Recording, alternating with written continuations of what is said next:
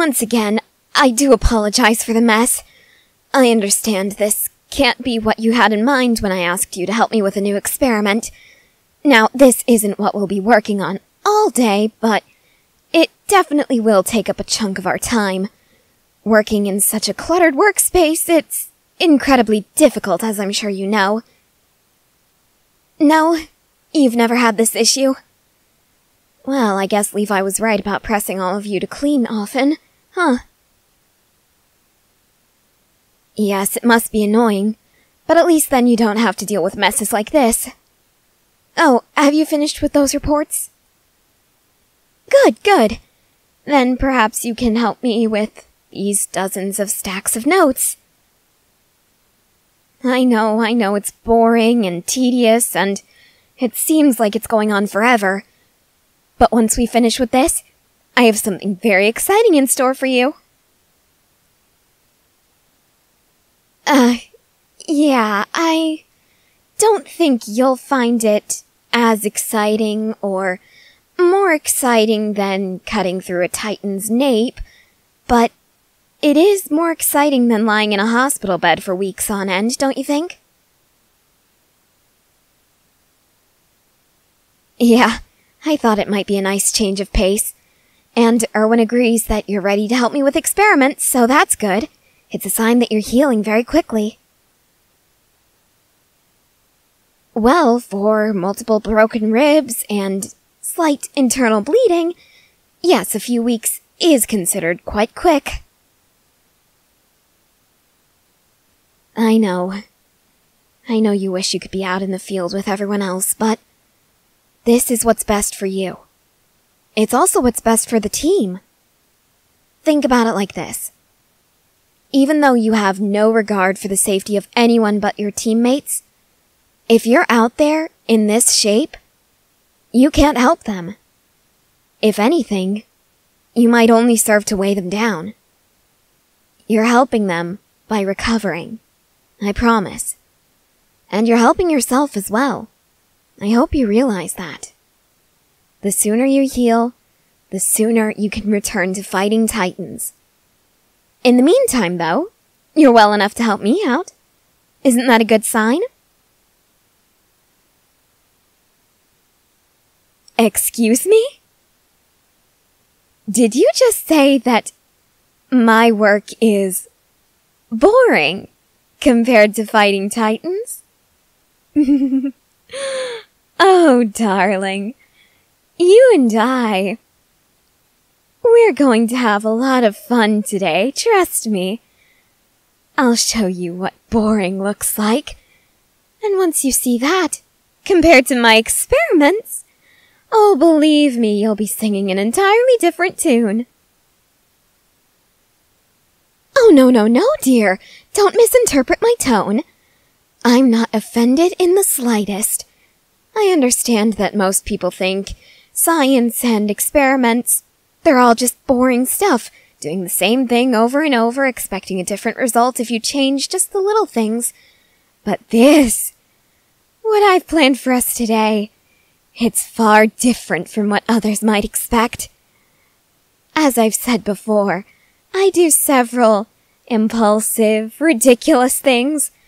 They're outlandish and downright stupid if you ask Moblet. Or anyone else for that matter. Even Levi. Usually he thinks that everything I do is stupid.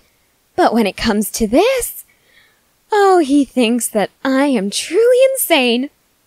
Maybe I am. Maybe I'm not. If I am, though, I'm certainly content with that. And if I'm not, well, I'm certainly dangerously close to crossing the line.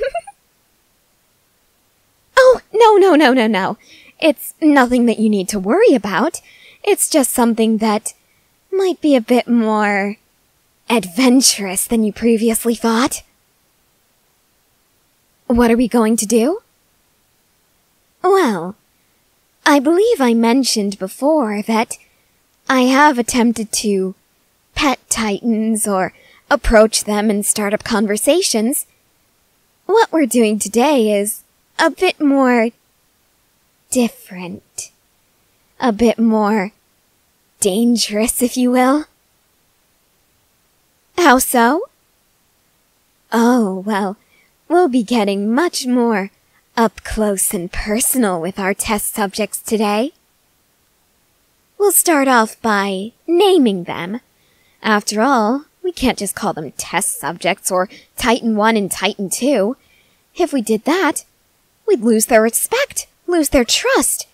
After all, they do deserve to be treated like people, even if they're the furthest things from people, and they attempt to kill people. No? You don't think we should treat them with respect? Well, pardon me, but if an entirely different species was cutting into you and pinning you to the ground, wouldn't you want to be respected?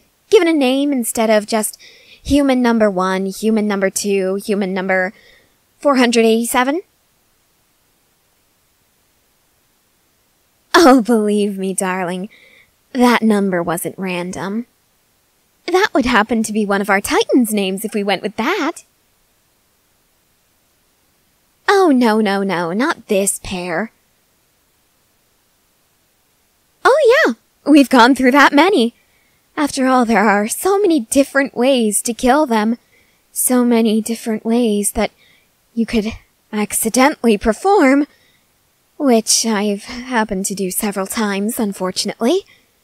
Each death was rather painful to witness, even when I didn't exactly witness it. Sonia and Bean, when they died, I was heartbroken for weeks. In fact, there's still a part of me that hasn't gotten over it. But enough about them. Let's focus on the present. Our 2 new Titans. How about you pick their names this time? I think you've earned it. What makes me say that? Well, you've humored me by listening to me this much. That's a start. Most people just tune out and offer to write up the notes instead of actually participating. But you...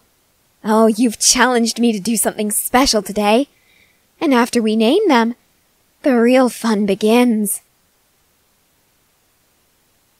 What exactly will we be doing? We're going to unrestrain them. Partially, of course. Not fully. We've done that before, and, well, we had to deal with the issue before it got out of hand. I'm going to remove the restraints from their arms and hands. And what you're going to do is get close enough to be grabbed by one of them. I want to see if they'll attempt to reach for you, knowing full well that they can't do anything. That's exactly what Moblet said when I told him about this. You two must have very similar minds, very similar thought processes. It's very interesting to see. You really think I'm out of my mind? That I've lost it? As I've said before, perhaps I have. I don't mind, of course. It only fuels my desire to learn, after all, my desire to further our knowledge. But enough about that. Are you comfortable with this level of intimacy between you and a Titan? You guess? If you're not certain, you shouldn't be participating. This is a ride or die scenario. If you're not fully on board, you don't get to be on board.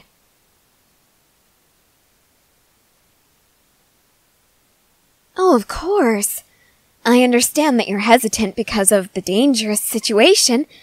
However, I would like to assure you that I would never do anything that had a significant chance of resulting in your injury or death. Why should you believe that? Goodness. You were always so smart. You were such a good student when you were in training. I looked back at your grades and, between the weeks of learning and the weeks of testing, there was quite a significant gap. I would have thought that you would have retained your memory. What do I mean? Well, it seems that perhaps you've forgotten what I said to you when I found you injured and in a Titan's grasp. Oh, so now you recall. I can tell by your expression. the change in your tone of voice, and even that cute little blush on your cheeks. You remember, don't you? Oh, there's no shame in accepting defeat. I remember it as well. And I'm glad that you remember it. Of course, I meant it. Would I bring it up again if I didn't mean it? Maybe. What makes you say that? You think I'm trying to manipulate you? Trying to play down the danger of the situation by saying that I care about you? While your feelings are valid and completely justified by the situation, I assure you that this isn't the case. I would never use my feelings for you, or even my fake feelings, which aren't fake in this scenario, but in another scenario might be fake, to manipulate you. You are a valuable soldier and a good person by my standards. Wasting your potential by letting you get killed off by a Titan this easily? It's downright inhuman. I might be insane, but I know a person's worth when I can see it. And yours? I've seen it from the beginning. Letting you die, especially for the sake of an experiment, it would be a waste of a life. A waste of a soldier. A waste of a wonderful human being whom I do care about deeply. I am not just saying that. Look at me. Look in my eyes. Do you see my expression? Can you see it clearly? According to Moblet, my expression becomes far more serious as my emotions do the same. I am dead serious about this. I care about you, and I will not allow any harm to come to you, be it emotional or physical. Do you understand me? If you feel that you're not comfortable with this, we can just spend the remainder of the day sorting through reports and files and notes. But if you're just saying you're not comfortable with it because you think I would be so low in my state to manipulate you, well, I assure you, I would do no such thing. And I must urge you to join me in this experiment. I think it would really benefit everyone here to know what lengths a Titan is willing to go to just to grasp at a human that they can't do anything with, that they can't even consume. We have to know if they're intelligent enough to know that there are certain people they just can't get to, can't consume. All right then. If you're really not comfortable with it. Here. It's another box of reports. We can start going through them one by one. We can organize them any way you want. Chronologically, alphabetically, anything goes. Of course, I'm serious. I care about you. And you're still recovering. I don't want to do anything that you're not comfortable with. So have a seat. Let's start going through these things.